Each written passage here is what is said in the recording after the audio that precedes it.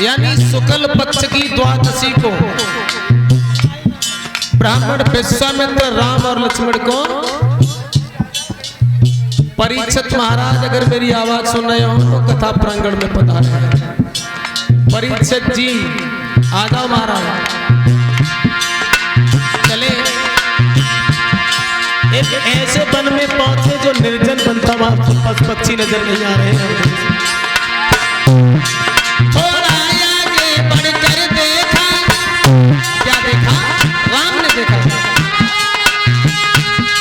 थोड़ा आगे बढ़कर देखा, बिहड़ उजाड़ निर्जन वन है, पशु पक्षी नजर नहीं आते ही सावन भी भयानक है।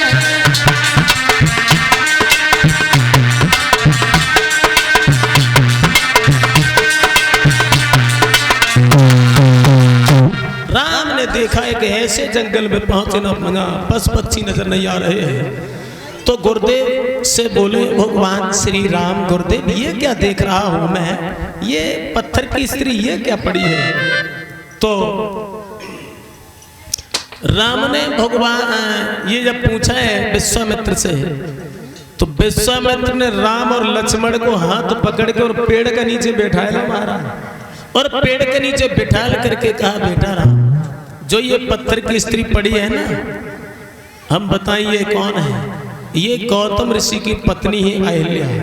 इनके साथ में देवराज इंद्र ने छल कर दिया था धोखे से, और देखा एक दिन देवराज इंद्र ने कहा अहिल्या देखने बड़ी सुंदर है और हम इनके साथ में छल अवश्य करेंगे। तो उसी समय भक्तों एक दिन देवराज इंद्र जो था और वो चलो कहने के पहुंचो चंद्रमा के पास में, और चंद्रमा को हाथ पकड़ के बात कही, क्या बोलो कि तुम मुर्गा बन जाना,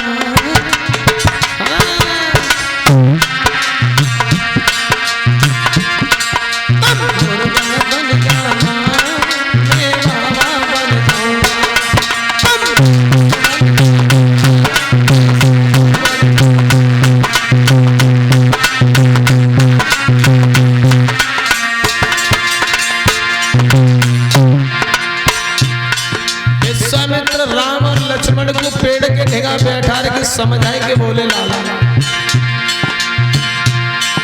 इंद्र पहुंचा है चंद्रमा के करीब और कहने लगा भैया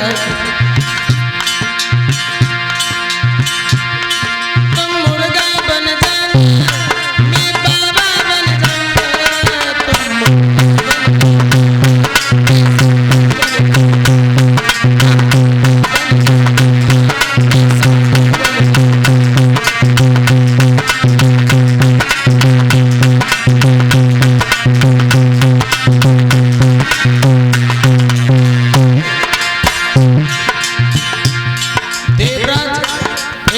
चंद्रमा से मदद मांगी भैया, और बोला तुम रात समय लगा देना, इसको कहने गई इंद्र ने चंद्रमा से तुम रात समय आवाज लगा मैं घर पहुंच जाऊं,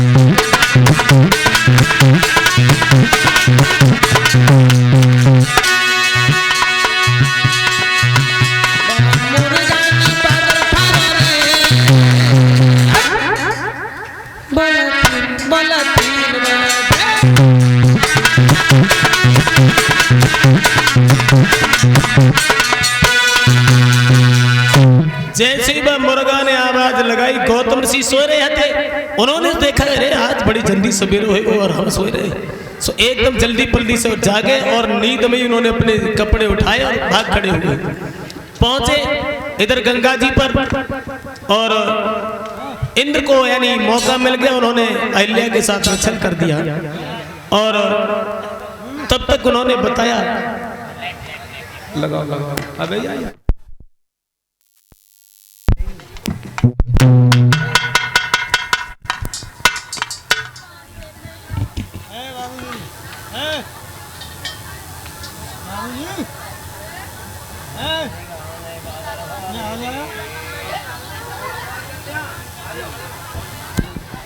आ जाओ कलश वाली बहनाओ, आ जा चिट्टी।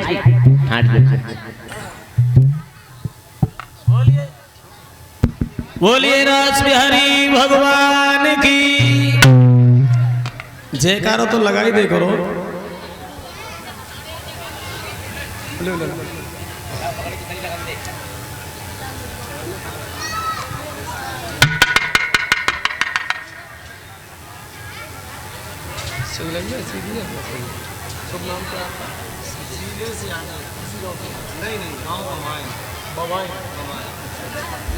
एक काम करो आप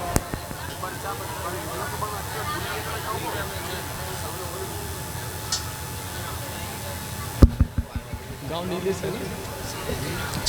और ये हमारे शीलेश यादव जी गांव बबाइन से आए हैं, हमें एक हार पहना करके हमारा सम्मान कर रहे हैं और एक सेहरा पहना करके और हमारे सभी साथियों का सम्मान कर रहे हैं, उन्हें भी पुरस्कृत किया है। और एक एक स्टॉल से सभी बेटियों को सम्मान कर रहे हैं और 10-10 मुद्राओं से हमारे संत भगवानों का सम्मान कर रहे हैं। और हमारे यज्ञपति परिचित महाराज उनका भी एक एक हाथ से सम्मान कर रहे हैं। भगवान से प्रार्थना करेंगे भगवान ऐसे भक्तों को हमेशा आगे बढ़ाते रहें, धर्म क्षेत्र में चलते रहें और अपने माता पिता का नाम रोशन करते रहें, समाज में इनका सम्मान बढ़ता रहे। बोलिए वृंदावन बिहारी लाल की। उधर स्नान कर रहे थे तो गंगा जी ने बताया तुम्हारे घर में ऐसा हो रहा है, तो भागे हैं वहां से और भाग करके देखा तो चंद्रमा जो था तो द्वार पर मुर्गा बना हुआ है। और तो गौतम ऋषि ने बताया ये जाता है कि भीगी हुई धोती मारी है तो आज भी निशान नहीं मिटे हैं चंद्रमा के। अब क्या हुआ भैया, चंद्रमा वहां से भाग गया और इंद्र जो था उसे भी कुछ अपशब्द कहे उन्होंने और उनकी जो पत्नी अहिल्या थी उन्हें श्राप दे दिया। और इसी श्राप की वजह से लाला राम ये पत्थर की हो गई है। अगर तुम्हारी कृपा हो जाए तो थोड़ी तुम्हारे चरणों की धूल लग जाए तो ये पुनः स्त्री बन सकती है इस पत्थर की मूर्ति से। उसी समय भगवान श्री राम ने विश्वामित्र के कहने पर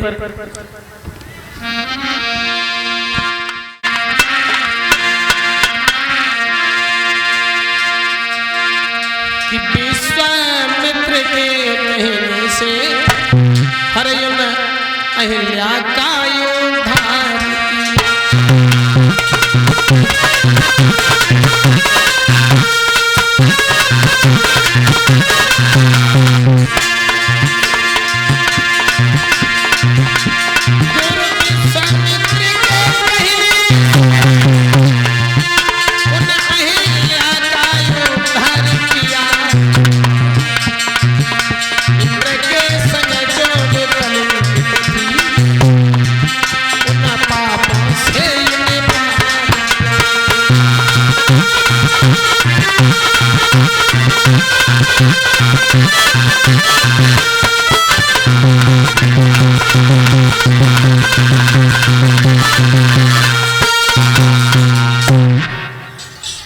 विश्वामित्र के कहने के आधार पर भगवान श्री राम ने अहिल्या का उद्धार किया है। और करने के बाद जब आगे बढ़े हैं महाराज जनक के यानी बाघ की तरफ घर के लिए जब चले हैं तो हुआ क्या भैया, कैसे चले भगवान श्री राम। और भैया सुनील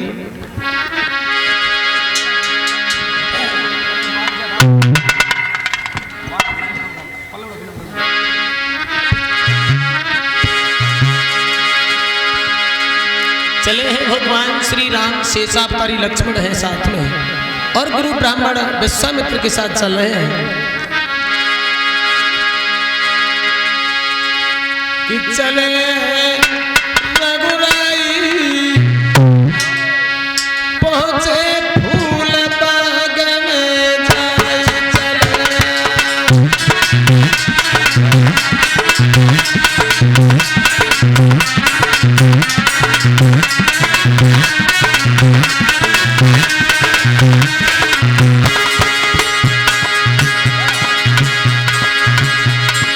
भगवान श्री राम शेषावतारी लक्ष्मण गुरु विश्वामित्र के साथ में जब जनकपुर के लिए चलते जा रहे हैं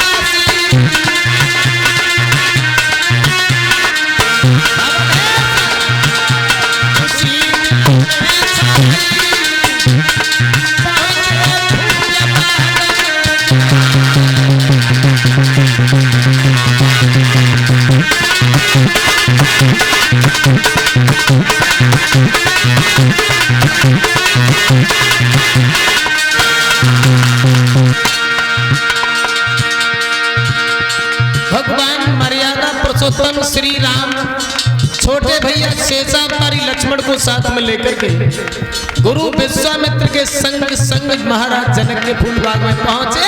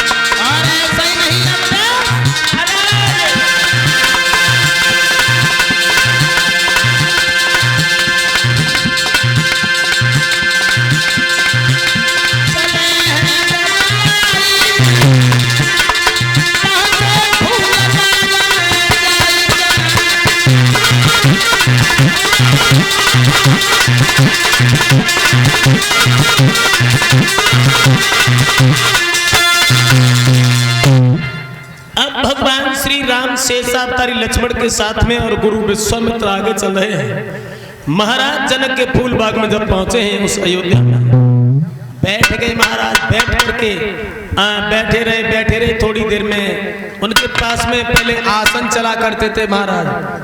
आश्रमों पर आसन मिला करते थे कलश वाली बहनाएं जो हमारे संतों के आश्रम होते वहां पर, तो उन आसन साथ में था। आसन को वहीं बिछाया और उस पर लेट गई।